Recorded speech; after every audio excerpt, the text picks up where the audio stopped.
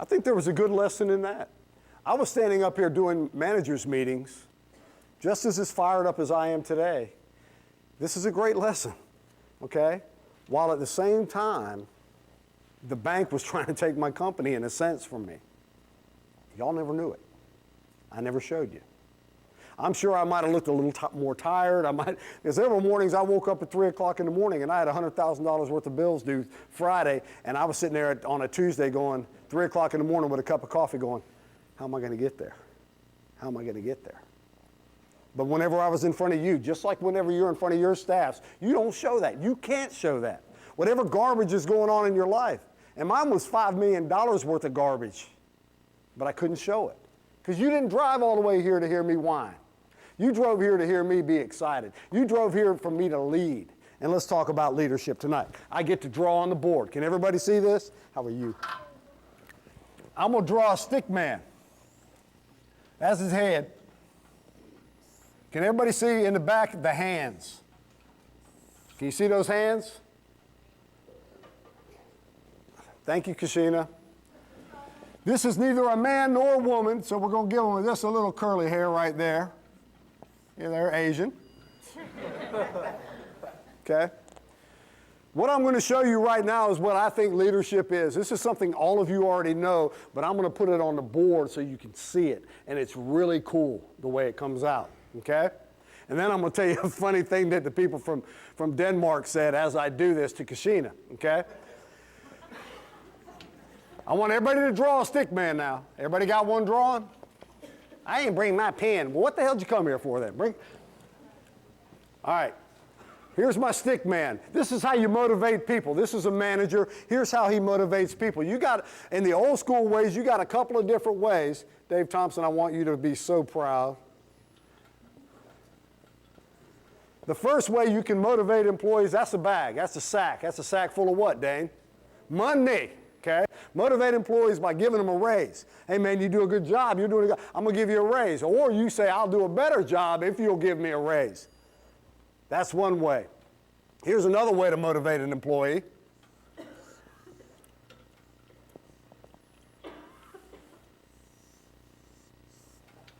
That's a hatchet. Do it or else, baby.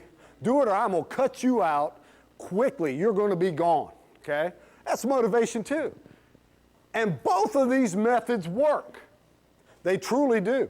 I promise you, if I told you that you had 1 week to get your shit together or I was cutting you out of this company, for that 1 week, you're going to be pretty motivated, especially if you have some bills to pay. But it won't take long with the hatchet. That's motivating through fear.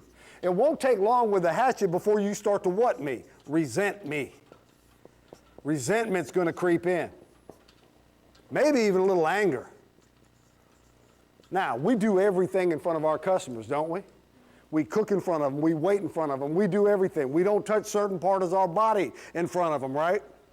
We don't scratch certain things in front of them, but we do most everything in front of them, right? Do I need employees who are resentful and or fearful and or angry? No, but it'll work short term. And the sad part is a lot of you newer operators in here, that's the easiest way to get something done. That's easy. Do it or else. Do it or I'll find somebody that will do it. That's easy, okay? But it's not long term. It doesn't last, and it's not good, and it's not who we are. Here's another way. Well, now, if you give me more money, Kenny, I will do a better job. No, you won't. Because you know why? Because it's never enough. It's never enough. If I give you $1 an hour more, if I give you $100 a week more on salary, it won't be long before you'll need $150. It won't be long before you'll need $250 or $2 more an hour. It's never enough. Why? Because this little human, that little human thing creeps in. It's called greed. It creeps in. We get greedy. See, y'all know the story, and it's in the book if you don't know the story. When I was going through all my trouble and my trials and tribulations with the bank, and my, at the time, chief financial officer walked in my office and looked at me and said, everybody in here needs to take a 20% pay cut right now. We've got to. And I said, no. No. April, Neil, well, Guy, you weren't, well, yeah, you were. No, you weren't quite there then. Barry, all these people have built their lives on this certain amount of income that they have. See, that's the thing. They had a certain amount of dollars and they had their bills matched that. How can I take 20% of that away right then? Now me, I was in a little different scenario. I could figure out a way to get mine, so I took a 50% pay cut. They didn't take one dime less. I took half of what I was making. That's what a servant leader does. And by the way, that guy ended up quitting not long after that, too, okay? Because I think he thought I was an idiot and I was going out of business any minute now. It was inevitable, and I wish him well now today. Here's to him. Cheers. 67 stores, over 10. Last I heard, he had just gotten fired. Karma's a bitch. It really is, okay?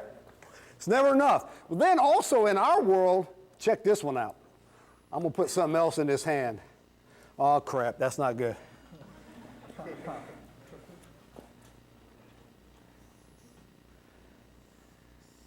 Oh, now, y'all, wait, let me finish. Let me finish. Let me finish. What is that? It's a carrot. Carrot. Carrot, that's exactly right. It's a carrot. I drew a much better one upstairs. I really did. That's carrot.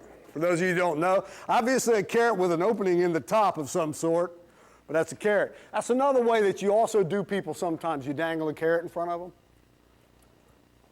That doesn't last either.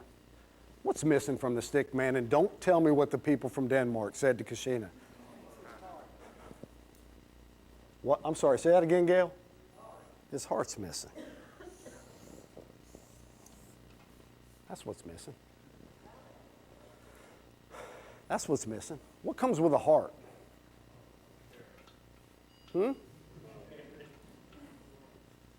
Will, and I'll explain all of these. Passion. If I give you more money, will you actually be more passionate about your job? If I threaten you with a hatchet to cut you out of here, will you be more passionate about your job? Maybe for a couple days, and you're looking, okay? Will. What do I mean by will? How is the heart and will, how does that make sense as a leader? Anybody? Yes. Inspiration. Exactly. I think he said it as well as I could. Here's another one. Compassion comes from the heart as well. People screw up in your stores, don't they? But I still want you to have some compassion. I do. And here's why. Because you hired them. So ultimately, a real servant leader, if I hire you and then you screw up, ultimately I'm at fault. Now, we don't like to think that way as leaders, that we do anything wrong. But ultimately, one, I either shouldn't have hired you, or two, I didn't train you well enough. So I've got to have some compassion. Now, if that continues over and over and over again, well, then we're going to have to part company. No question. All right? But as long as your heart's in it and you're trying, I got to have a little compassion.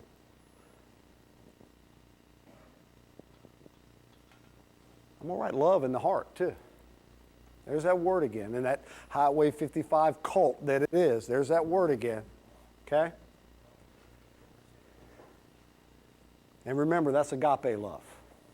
Agape love means I will extend myself for you, Freddie, regardless of how it feels to me, regardless of what I get out of it. I will extend myself for you. I will meet your needs before I meet my own. Okay? So does that mean I'm going to give you a bunch of, no, it doesn't mean I'm going to give it, but I am going to extend, I'm going to try to help you. I'm going to meet your needs first. You all have to do that with your staffs. Yes, you have to do that with a 16-year-old. Because I'm going to tell you something, guys, you're doing a wonderful job. When those young people were in this office Saturday, I want you to know that 87 of those young ladies bought books.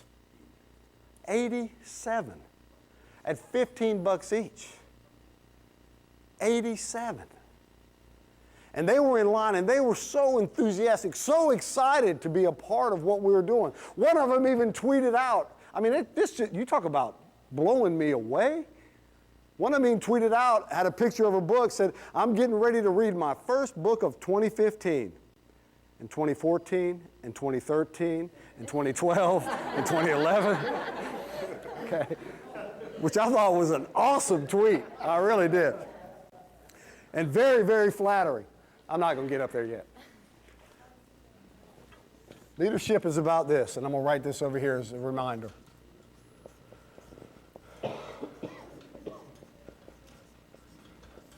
Leadership's about relationships, period.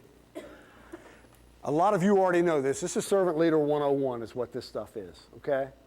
But you've never seen it quite that way. The stick man hit me right between the eyes. I didn't make this up. I stole this out of a book, okay? Because I teach this stuff. And I can teach it in this way and that way, and I can talk about, we can take each one of these piece by piece and say, okay, give me some ways that you extend yourself for others. Well, you do it, you're passionate, you encourage them. That's another one. Encouragement comes from the heart. Okay, I've taught it that way before, but I've never seen it like that. I've never seen it, and that is what we do. We want to lead with this, not with this, and not with that. Okay? That's the key. Does that make sense? Do I have any questions on it? Someday you're going to have a bad day. We all have them. You're going to walk into your store. You're going to be changing the fryer and somebody forgot to close the knob and the oil runs all out on the floor. Has that ever happened in here to anybody? I'll go ahead and put my hand up too, okay? And I was the one changing it, okay? Absolutely. Then that waitress is going to call in and say that, she's got the flu, and there's a lot of reasons that gets tested. But understand that is just what it is. It's a test. It's a test of how committed you are to that. You all, when you go back, if you really want to see your store explode, then you've got to be that type of leader. I have a lot of flaws, and I put them all in 275 pages in that book, okay? But I do some things pretty good. I love my people. They know it. I meet their needs before mine are met. And it could be something as simple as if you smoke and the fry guy working with you that day, and it's 2 o'clock in the afternoon, and he smokes and you smoke, you say, hey, buddy, I know you're jonesing. Take the trash out and go get a cigarette. All right? That's little, but it's true, because he knows you smoke. So he's going to be out there hotboxing that thing, I hope, and racing back so that you can go get yours. He's not going to take advantage of you. Little things like that, little opportunities. Look for them. It ain't easy. It's not. Sometimes you just want to say, just get the hell out of here to everybody. Yeah, Gail wants to grab them by the neck. She just showed me that. She shook. All right? That's what you want to. It ain't easy. But if you can get them, if you can build a relationship with them, build a lot of will and compassion and encouragement and passion and do all that, you will have a staff that will run through a wall for you. And they, in turn, will run through a wall for your guests when they come into, and they'll take care of them, and your sales will continue to climb. All of this stuff is wonderful. But all this does is enhance how good you are at that. Does that make sense? Okay.